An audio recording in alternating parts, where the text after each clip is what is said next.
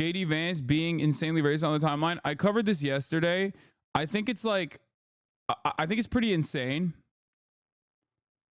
but it's expected. I think it's pretty insane, but totally expected that we have officially gotten to a point where like Republicans are just letting it fly. They are basically one step removed from just like openly saying the N-word. Like on the timeline, I mean, because they probably do say it off the timeline. Having said that, however, we're now officially we're almost there. You know, we're almost there. We're almost there in terms of just like basically saying slurs.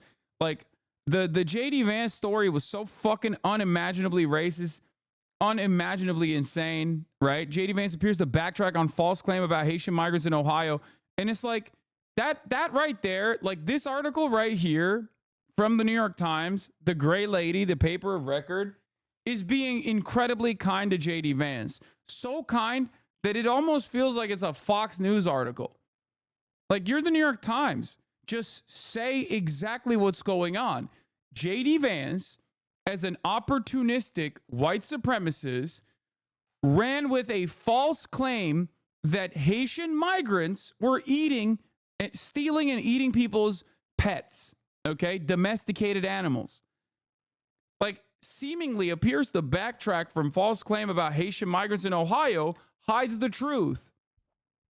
It hides the truth. The truth of the matter is that there was a fake story, like email chain style fake story that your grandparents would probably believe on Facebook, okay, about a police body camera footage from Ohio, but not the place in Ohio that they're talking about where there's a lot of Haitian migrants is Canton, Ohio, was where the body camera footage was, where it was a black woman being arrested.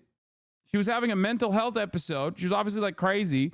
She like stomped on the head of a cat and started eating it in front of the cops. And then they were like, this is what Haitian migrants are doing. Okay?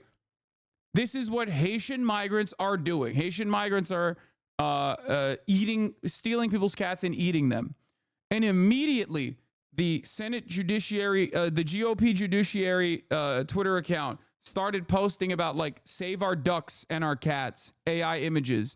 Donald Trump started memeing about it. Elon Musk started memeing about it. Ted Cruz started memeing about it. Saying like, oh, vote for Donald Trump so we can stop people, you know, Haitian immigrants from stealing your cats and your ducks so they can eat them. Now, this is a career ender, okay? In any other place on the planet, that is a career ender, okay? This is when you pack it up. You're like, wow, this is incredibly, incredibly fucking racist. You probably should quit politics and maybe even quit living, okay? Like, just, you should be permanently humiliated everywhere you fucking go until you do the right thing, okay? Like, that's what should happen to you. If you are a prominent person who goes public with the insane, psychopathic, white supremacist meta, racist meme that like Haitian migrants are stealing people's pets and eating them, you should do the honorable thing, okay? And yet, we have now officially arrived at a point where this doesn't even take a blip out of your fucking political capital. Your career actually benefits from it. Your career actually benefits from repeating this racist lie, and everybody just kind of moves on because we move on to the next racist lie. This shit happened last week with Venezuelan migrant gangs overtaking apartment complexes, right? And I genuinely thought like, oh, we can't get more racist than this. I was wrong. That now, in the distance, looks like a normal story, like a oopsie, okay? Now it makes me feel like, yeah, no, I get why people could be duped by that because of how fucking insane this is.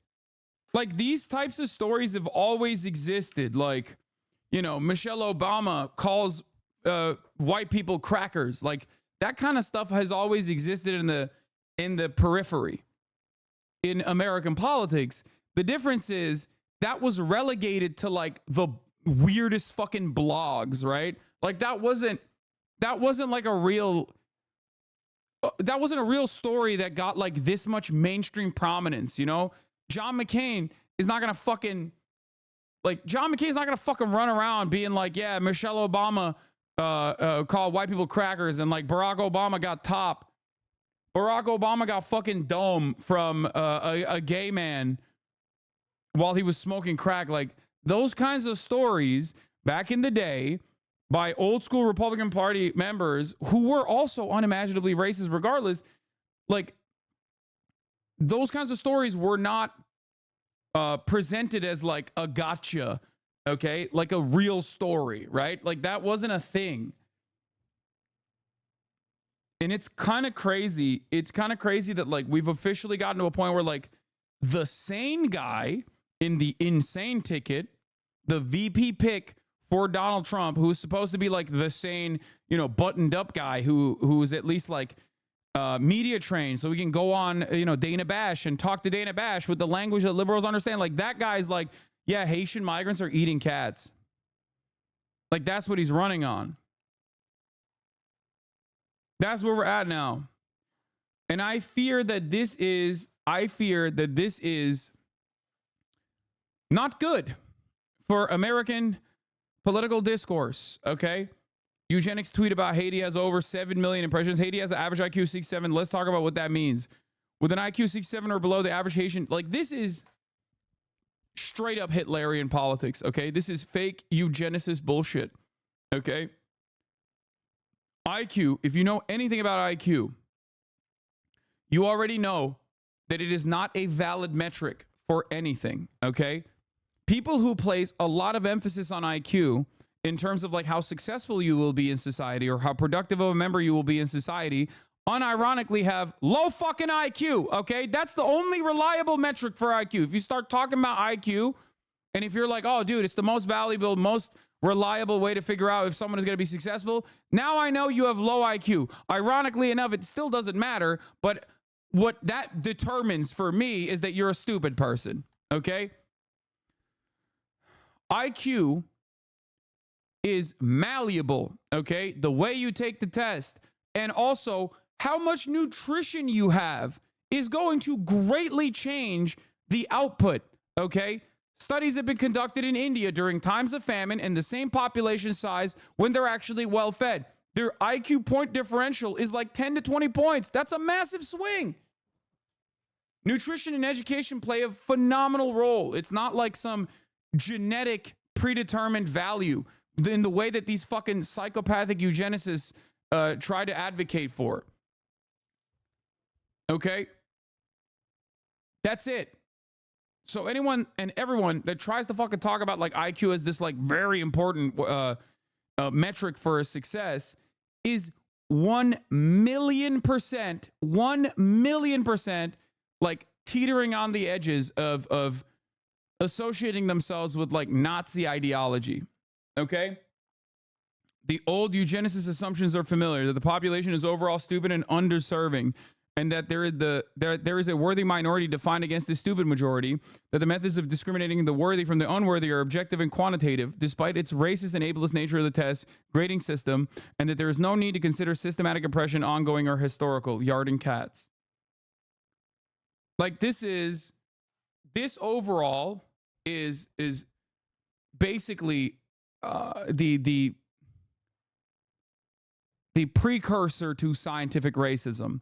For those of you who don't know what scientific racism is what was the precursor to Nazi ideology. It was a way to try and justify racial superiority and racial inferiority. Okay, that's, you know, most prominent in the all the way up until the early 1900s, but all the way up until like the 1920s in the United States of America. And obviously post World War II, people were like, ugh, this is definitely not smart. This is definitely not a good idea. And not because it's like some secret science that like woke libtards are too afraid to parse through. It's just bullshit. Okay? That's it. Because it was fucking bullshit. And there are a million different examples of how it's bullshit, like all the way from measuring black people's skull density to try to figure out phrenology, to try to figure out why they were servile. Like, it was always a post hoc rationalization for why black people must be a different type and subhuman, a different type of thing, a different type of like living being that actually is better off being enslaved. That is what the ultimate reason for scientific racism was. Okay. And if you want to get into it, obviously, pre-chattel slavery didn't work in the same fucking way that chattel slavery worked. Obviously, there was not like generational slavery in that same regard. Chattel slavery obviously accelerated this process and made it significantly worse, which is why historians hold it as a separate thing. And in an effort to justify chattel slavery, Western nations had to come up with a different reason as to why you can make a group of people permanently servile and justify it. That's where the basis of racism comes from. That's where the basis of white supremacy comes from. I don't want to fucking dive into it too much, but ultimately all of that is still associated with this scientific racism of the early 1900s, late 1800s, early 1900s. And it is complete fucking bullshit. It is utter nonsense. The association of like any kind of genetic predetermination for success with IQ is completely ridiculous and oftentimes mostly advanced by racist fucking idiots who ironically would probably have very low IQ or at least like what they think low IQ represents. Well, they ironically represent that. Okay. So this guy is obviously fucking making this argument in an effort to be like, if your IQ is low, then you have a predetermined slot in society in terms of the workforce. He says IQ 67 or below, the average Haitian over half of the country would be considered too disabled to be eligible for the death penalty. Someone at this level will struggle to understand the cause and effect of basic things. By the way, that's fucking insane to say, because if we know anything, we know that like America loves executing mentally disabled black people. So that part is also wrong. Every part of this argument is wrong. Okay. So, you know, this motherfucker is not keeping up with the Supreme Court. Okay. There is no like eligibility of mental disability for the fucking death penalty. The Supreme Court routinely votes in favor of executing people with intellectual disabilities and beyond. So yeah, at one standard deviation up from 67, we have an IQ of 82. Around 1 in 6 Haitians are intelligent enough to be a below average janitor. Again, associating IQ with like your destiny, your predetermined like slot in society. At 2 SD standard deviation, we're at 97. Roughly average intelligence in America. Around 2% of Haitians will be as intelligent as every average high school classmate. It could be clerical workers or cooks. I mean, this is literally just like a straight up. This is literally just Nazi shit. Okay, just letting you guys know. And ironically enough, this is Nazi shit. And these people, much like Hitler originally thought that he had this racial superiority and routinely found out that he did not, that the Aryan race was not inherently superior. What I find really funny about this situation as well is that like, dog, you are such a fucking racist that legitimately believes that there is racial inferiority amongst like Haitian migrants that are coming in, that you are duped like a child, okay? Like a baby, okay? Because racism, white supremacy makes you dumber, okay? You automatically assume that you have some kind of racial superiority and that there's some kind of racial inferiority, okay? So then you automatically are a dumber person than the average human being, okay? Who does not have these values. And that's the reason why you will find yourself routinely duped like this. Okay? Like what? Who the fuck is falling for this story? You have to be an actual fucking baboon brain dipshit to be like, oh, Haitian migrants, like, I'm sure they're eating cats. Like, you're a fucking idiot. You're an idiot. You're a racist idiot. Okay?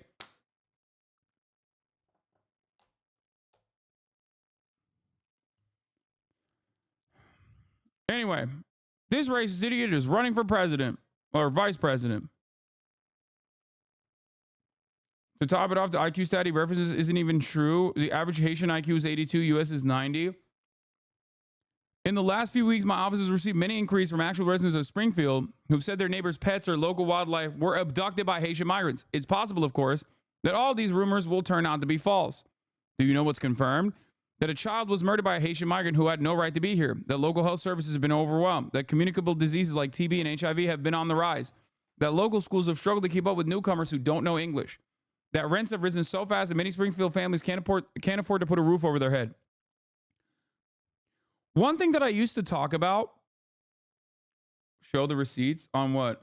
One thing that I used to talk about so frequently with Sweden, okay, was the anger and resentment that like the average Swede had towards immigrants, Muslims. The very same arguments that you're hearing about like Haitian migrants eating fucking, pets and stuff, that's existed in Europe for quite some time. Early on by some of the most unimaginably racist Hitlerian types, and then later by the average person, right? Because that's usually how racism goes if left unchecked. And what's really interesting is that like a lot of the Swedish reactionary movement directly started as a consequence of austerity and actually started before Muslim refugees started coming to Sweden by larger quantities. And that's what's really interesting. And the same principle exists here as well. Economic instability and economic volatility born out of economic inequality and austerity creates an environment where people feel anger and resentment. People see the inequality. They get angry about it. They're upset about their conditions being shitty. And then they turn around and they look for a villain. And right-wingers slot that shit in so easily. Okay? They slot it in so easily. What I'm talking about is austerity that far predates even the war on terror in Sweden. Okay? The war on terror and its understandable inevitable consequence of having like more Muslim refugees go to Europe because of the destabilization of the region. And what's really interesting about this entire process is that like nowadays people don't even think about that. They literally just like made false associations, and every problem that they experienced in society they attributed to refugees. Okay? All the while, their welfare state started crumbling and got worse and worse over time because nobody was actually associating the issues with the underlying material inequalities. And that's how capital owners fucking steal. That's how they run your pockets, okay? That's how they steal your money. You're too busy thinking this guy that looks different than me must have some weird underlying scary purpose for being here, and he doesn't have the same interest that I have in terms of like, having a normal life. And I'm feeling all of this anger and resentment, this hostility, because the conditions are worse than they were 10 years ago. And it must be the scary brown people. That is the reason why shit sucks.